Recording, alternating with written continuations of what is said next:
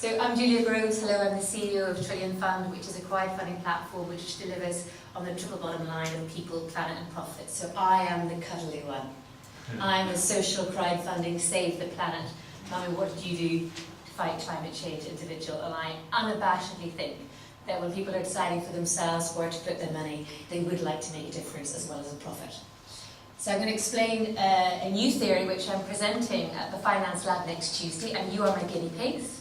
I've tried to distill really all of the forces and developments in the market we're seeing which created this extraordinary opportunity into 7 key points.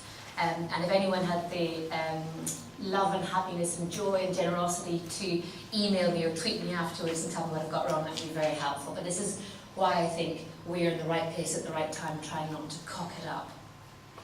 It starts with the funding gap, because if there wasn't a problem with access to finance, the opportunity wouldn't be there. I would not be doing this in 2006. But ever since the financial crisis, and because of the restrictions put on the banks and how much they can lend in proportion to what they hold in assets, we now have this opportunity and a real need to get the money into the real economy. I did the Oxford Union debate with Anthony Jenkins from Barclays last week, who told me that there isn't a funding gap. So that's relief, but he's the only source of that particularly report that I can find. Cameron estimated it at 1 billion. Brian is the man with the stats, but I think there's clearly an issue for smaller businesses trying to get access to lending in particular.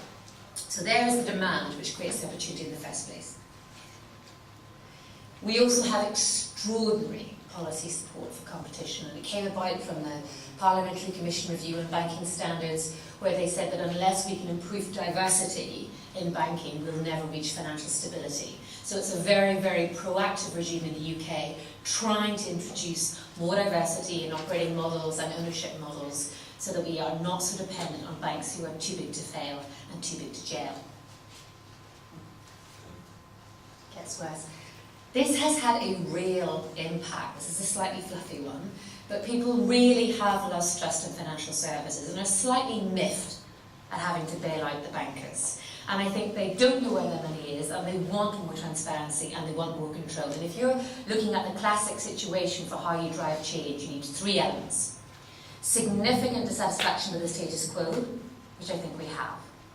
Real alternatives coming through, which I think Brian alluded to, in the raft of alternative finance platforms which are right there.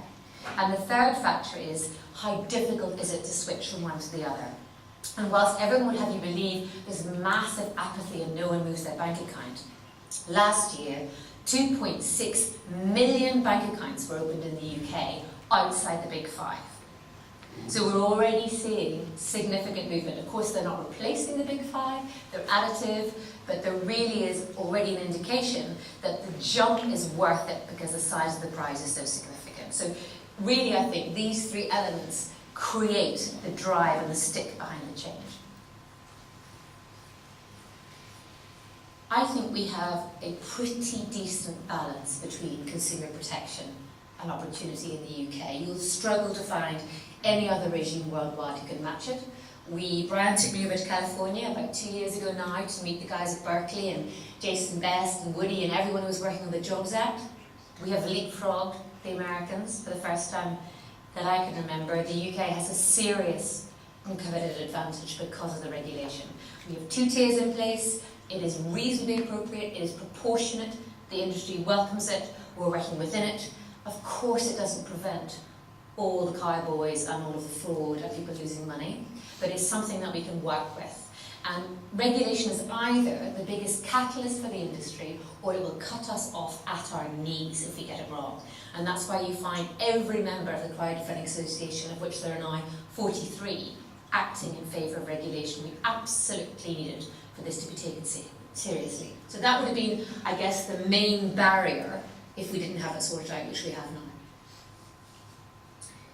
The number of people who have savings and investments who no longer have an IFA is now over 5.5 million, according to Deloitte, which is a serious addressable market. The amount of money sitting in bank accounts and cash ISAs, learning less than inflation, is in excess of 1.4 trillion, which I feel is an addressable market, good number, trillion. And our theory is that in a context where There's a huge amount of dissatisfaction with what's there. The regulator has said, yes, this is a proper thing to do, and people are deciding for themselves where to put their money. I think they will choose to invest in real things, things that they understand, not contracts for different, not derivatives, not FX, but simple things that can offer steady returns where they kind of get what the purpose of the company is. So that transparency and that direct investment is an opportunity in and of itself. We made the point before, but there are £473 billion in ISAs. We invested £57 billion in 2014. We've just increased the amount you can invest from £10,000 to £15,000, and we're removing the requirement to buy annuity. The ISA market is extraordinary, and with the lending ISA coming to market next year, this is something that we can address. Last one. The combination of those pension freedoms and the Citigroup guys, as I said, £4.8 billion this year that would have gone into annuities that's looking for a home. These are significant market drivers. So from my perspective, we have the carrot and the stick. We have a level playing field. We have some endorsement from the government that they want this to happen in terms of ISAs as endorsement alone, never mind the fact that what was an 8% net gross return and a 6% net now becomes an 8% net return for the lender, or a 6% cost for the borrower, or let's split the difference and make it 7% each. But the returns you can access are significantly higher than what you can get elsewhere if you're sitting with £1,000 in your pocket. So our theory of change, one more. I thought I'd just show you a current raise, in case anybody wanted to know, raises in 4 days.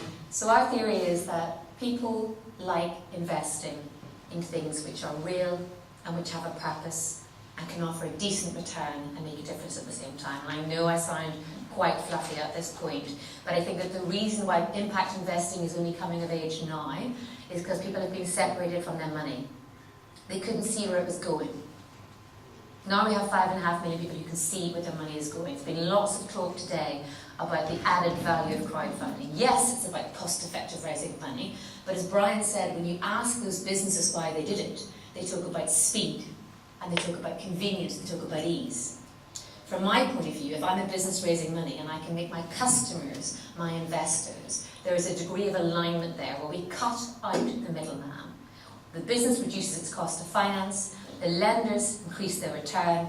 I use this example because this is a team up in Yorkshire who built wind turbines, and they got offered their finance at 8% from the bank. And they get offered their finance at 8% by me. And the bank will give you 1.5% if you're lucky, and we're offering a 7% return secured against existing assets with a loan to value of 70% and a debt service cover ratio of 1.5. Citizens update midnight. This is not a financial information. So it's just there as an example to say that there are real, tangible things which we can do, which we can bring to market, which will solve problems for borrowers and lenders. And do you think you can go back up, Gordy, or is that just... I can do that. Nice. For me, these are the 7 forces, which mean that we are all here in the right place at the right time. And it's certainly the biggest opportunity for our generation. I think there's something really magical and powerful about money with purpose. And when I'm asked about mine, I always say my kids will not ask me, Daddy, what did you do to win the war? They're going to say, Mummy, what did you do to fight climate change? This is my